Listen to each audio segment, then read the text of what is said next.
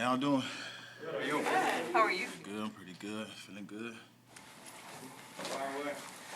Other than that, talking to us, what was the toughest thing about having to sit out for so long? Just watching, my teammates compete, not being able to join them. Just inching and being there. That was the toughest one. I think the takeaway bucket has become a thing since you were out. I'm imagining you're getting eager to add to that at some Yeah, most definitely. Especially, Ogletree came and he lead the team in picks in 3 days. And just seeing how he getting after the ball just makes me want to be back in there. But I'm happy to be back, excited, just ready to compete. Matt said he wasn't worried about reps for you in the preseason, whether it be camp or training camp. What do you want to get out of these next 4+ weeks to get in the right mindset and the right physical state for the regular season? I feel like we've been doing a great job with Andre and Loco and all those guys, Casey with the conditioning part of it, being over there. But, just staying on top of that and just being able to compete. It's nothing like being out there on the field, building that team camaraderie, and just, building that chemistry with me and Gip again, all the defense. So that's what I'm most excited about, being back. Matt said it happened while you were training before you arrived. Can you describe how it happened? Was there any concern that it might be longer than just a few weweeks? Just catching the ball and just bursting, coming out. Doing 3 days. Just probably was doing a lot of stuff that was overcompensating one side of my body or something like that. But just trying to grind, man. This offseason was a real grind for me. I feel like I probably worked the hardest I ever worked in the offseason. So. Things like that sort of happened, but I wasn't too concerned about it because I still was doing everything. Like I told Drayden, I still was training. I trained that Thursday, ran, cut, jumped. They just wanted to take everything slow with me. Just build up, make sure everything's 100%. So we was never worried though. We've seen you with the cards, being around your teammates during practice. Why was that important to you? And you've been doing this for a while, but can you learn anything from? Oh yeah. Most definitely. Just keeping that mental part up, being on top of the plays, the keys, certain formation. So when you go in there, you don't miss a beat, because it's hard for some guys to, adjust being out and not being able to, being out there and go through the motion with the team to see the right adjustment. So me just having a card on the side, knowing what plays we're in, knowing our keys and tips and different tendencies, just staying fresh in my brain. Do you and the defense look forward to a team being here with Miami Dolphins practicing the next couple of days? Yes, of course. I feel like me and the whole team, everyone's excited for it. Everyone's ready. We've been going at it with each other for so long. And like I said, just sitting out there on the sideline, just watching those guys compete, it was fun. It just makes you want to get back out there, should I say. Not really fun, but just making you want to, the urgency, sense of urgency, like, man, I got to get back, But now we got a different team coming in here. Everybody's together, so it's us against them. No more blue against white. It's Chicago Bears against Miami Dolphins in a little friendly competition. What do you get out of it? What does the team get out of it when you face the team before preseason? Just that camaraderie, just knowing you're gonna go to war for each other. I got your back, you got my back. Things like that, and just having joint practices, things can get a little intense. So just seeing where everyone's mindset is on the team and see how everyone's ready to approach this week.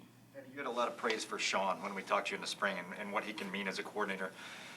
From your perspective, what do you want from a coordinator on game day in terms of play calling, and what makes you confident in a play caller on game day? Just putting us in the right position. Sean, I mean, he's been around for a while, and him as my safeties coach and now as a D coordinator, just certain things that he does, to help us play to our strengths, and that's one thing he's always been good at. He was here with Vic, so he kind of got that same type of feel. And we, doing a lot of different stuff. Don't want to give out too much, but just moving players around, getting us to, really reach our full potential on defense at our positions and making it hard for the opposing team. When you guys were fully locked in and in the groove in 2018, how do you describe what that confidence was in knowing that the play calling and the prep during the week was going to have you completely ready to dominate? Just going into the week, just the energy and just the calls, you feel it. It's more of a feel thing when the players get called and you see what's coming up. You're like, okay, we ready then. Technically, most times that Friday, that's when you really know when you're going into those Friday practices and you get that call sheet of the plays we're going into the game, and when you start building your confidence level. And like I said, just having a guy like Sean, he knows every position on the field on defense. So, and he knows all our strengths, all our weaknesses, and he knows the positions to put us in and make plays, and that's what he's been doing. Even if even if you can't say in detail, is there just something about Sean's touch on this defense that gives you hope that you personally, in your position, can get back to where you were in like 2018 when? Yeah, just moving us around.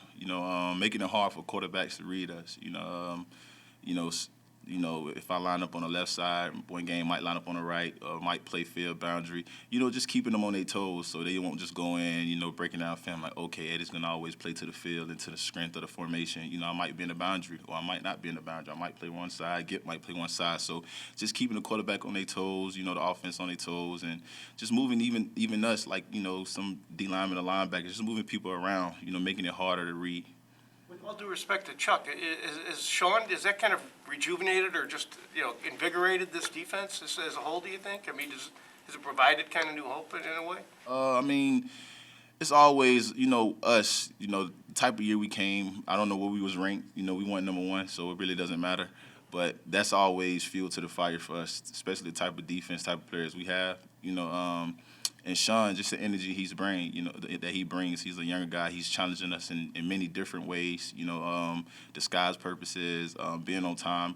Just little stuff, little key, little details that he's challenging us in. And I feel like everyone's ready for the challenge. Everyone stepped up for the challenge so far. And I'm just happy to, just to be back out there. Just to show I'm ready to fly around. I'm ready to go.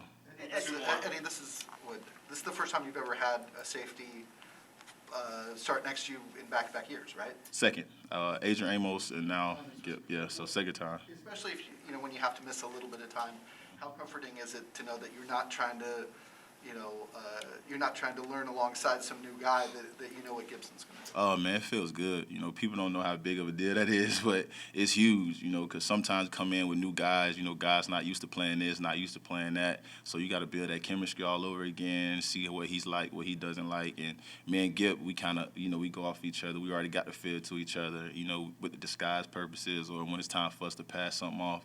My old coach, Coach A, used to always say everybody's on one thin screen. So I feel like me and Gip right now, we do a great job at that. Eddie, I'm not sure we've talked to you since you changed jersey numbers. Can you take us through kind of your thought process on going back to 4 and what it means to you? Oh, man, just a fresh start. 4 is my favorite number. I wore it in college, and just giving a new look. It just gives me it's my favorite number. So I don't know. I just love 4. So, You're young again, like yeah, most definitely. Is there significance to why you picked 4 at Alabama? No, it was just, that was just a favorite number to me. I always liked 4. So I wanted to wear 4 in high school, but I wore 2 just in honor of my brother. He played there. So I just went with 2, but 4 has always been my favorite number. What's your take on Justin Fields and the excitement of the city around the team right now? Oh, man, I love Justin, man. Justin is a guy, he comes out, he works hard, he comes out every day. He's not, he's not too big. He's learning from Andy. And just even talking about Andy, them two together, man, they're a great duo right now. And just to see the competition level, what they're going at right now, is it's exciting, and it's something that we really ready to look forward to. Thanks, Eddie. Yeah, I'm good. Volunteer.